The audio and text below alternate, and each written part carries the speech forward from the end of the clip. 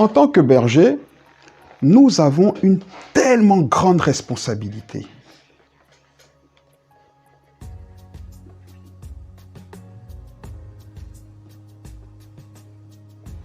Qui est de veiller sur votre âme. Veillez à ce que justement chacun de vous rencontre Jésus et puisse entendre dire par lui, bon et fidèle serviteur, entre dans mon repos. Par contre, la Bible dit, vous, obéissez à vos conducteurs. Et ayez pour eux de la déférence, du respect. Il manque beaucoup de déférence dans les rapports entre brebis et berger. Je pense qu'il y a quelque chose de spirituel derrière. J'ai vraiment l'impression que le fait que les brebis font que leur berger fait son travail pas dans la joie, en murmurant, a des conséquences spirituelles. On est né à nouveau par une réalité spirituelle. Donc on doit marcher dans une réalité spirituelle. Le problème aujourd'hui qu'on a dans notre église, c'est qu'on marche de manière terrestre. On est soumis aux lois, au fonctionnement terrestre. C'est pour ça qu'aujourd'hui, quelqu'un peut me regarder dans les yeux et puis dire « Bon, moi, je m'en vais de l'église, tu m'énerves, tu m'en vas. » Et puis il pense qu'il n'y a aucune conséquence. Il y a des conséquences. Parce qu'il y a quelque chose qui fait qu'on est comme ça dans l'église. Le problème qu'on a se résume en un mot. Soumission. Et cette réalité, elle remonte à Adam. La connaissance du bien et du mal a fait de nous des rebelles naturels.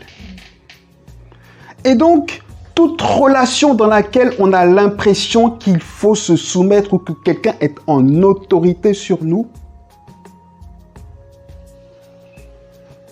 il faut qu'on soit contraint pour l'accepter. S'il n'y a pas de contrainte, on la rejette. Est-ce que vous êtes conscient que la soumission est quelque chose de volontaire? Les personnes qui nous soumettent avec contrainte, mais c'est grave. C'est contre ces personnes-là qu'on doit se rebeller. Mais quand on est dans un mariage, on se soumet volontairement, par amour, parce qu'on sait que quand on est soumis à la personne nous rendra bien cette soumission qu'on lui donne.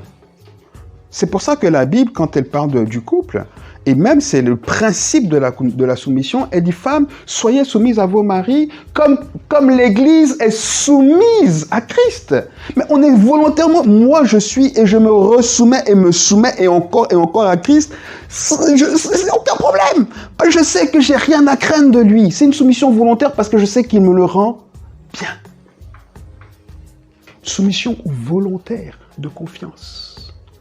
On peut être des chrétiens charnels, qui vivent par la chair. Les œuvres de la chair sont manifestes. Quand on vit par la chair, ça se voit. Beaucoup de chrétiens vivent en manifestant les œuvres de la chair, dont la rébellion. Et c'est pour ça, en fait, qu'on ne peut pas se soumettre. Faites mourir en vous tout ce qui est de la terre, de la chair. Votre responsabilité, c'est de faire mourir. C'est votre responsabilité de faire mourir ces choses-là. C'est pas par la prière. Il n'y a pas de démon d'envie ou quoi. Non. C'est la chair. C'est pas la prière, les amis. C'est je renonce. Je sais que je suis colérique. Je renonce à la colère. Quand je me suis converti, je me suis regardé dans un miroir. Puis j'ai dit, mais ça va pas. Et même si j'en étais pas conscient, j'entendais qu'on me dit, mais ça va pas dans ta vie, ça va pas dans ta vie. Et je dis, mais ça, je vais y renoncer. Parce que je veux pas qu'on voit Dieu au travers de moi avec cette image-là. Je voulais pas ça. Il y a encore du travail pour tout le monde. Mais il faut le faire, ce boulot. Faut pas juste dire, je suis comme ça. Parce que le problème, c'est que j'ai trop l'impression que les chrétiens aujourd'hui disent, je suis comme ça. Mais Dieu ne nous a pas sauvés pour qu'on soit comme ça. Parce que le salut, il n'y a pas de problème, il est acquis, hein. Mais le problème, c'est que les effets de la chair nous font souffrir sur terre. Donc, en fait, on n'est pas libre. On n'attend plus que la mort. Qui peut valablement dire qu'il vit libre quand il vit tenu par le péché? C'est impossible. Qui peut être plein de colère, d'animosité et être libre? C'est pas possible. Plein d'envie. Mais t'es plein d'envie, t'es malheureux. T'es malheureux, t'es jamais heureux. Parce que tout ce que ton ami a, ça te blesse. Mais il n'a rien fait, toi, tu passes l'envie. Mais qui peut vivre comme ça? Qui peut vivre par le péché? C'est pas possible. Et donc, tu es sauvé, mais en fait, tu vis pas. Tu es sauvé pour rien, en fait. Tu attends que le paradis. Oui, j'attends le paradis. Évidemment. Je peux même y aller aujourd'hui. Évidemment. Mais tant que je suis sur terre, je veux profiter de tout ce que Dieu veut me donner sur terre. Les choses que mon cœur désire, là, j'aimerais que Dieu me les donne aussi. Mais quand tu es dans cette attitude, tu ne peux pas les avoir. Tu ne peux pas les avoir. C'est ça la conséquence spirituelle de la désobéissance au conducteur. On se dépouille de la chair. Mais j'aime bien ce mot parce que se dépouiller, ça veut dire que ça prend un effort et ça peut prendre du temps. Mais on le fait. On ne dit pas non, moi je suis comme ça. Je reconnais que je suis envieux. Maintenant, je m'en débarrasse, je m'en dépouille. C'est-à-dire, je veille jour après jour à ce que l'envie ne refasse pas surface. C'est comme ça qu'on lie l'ancien homme. C'est comme ça qu'on se dépouille du vieil homme. C'est comme ça qu'on apprend à marcher par l'esprit. C'est comme ça, c'est pas autrement. C'est comme ça qu'on se débarrasse de la rébellion. On identifie le problème. On veille, on se dépouille. Aujourd'hui, je suis envieux. Je prends encore cet exemple-là. Je suis envieux. Eh ben, on va voir demain si mon collègue il a des nouvelles baskets. Quand ça commence à monter, non, mais il a de nouvelles baskets. Je suis content. Je suis content. Ça me coûte rien. Je suis content. Et on domine. C'est comme ça. On fait pas comme Caïn. On domine.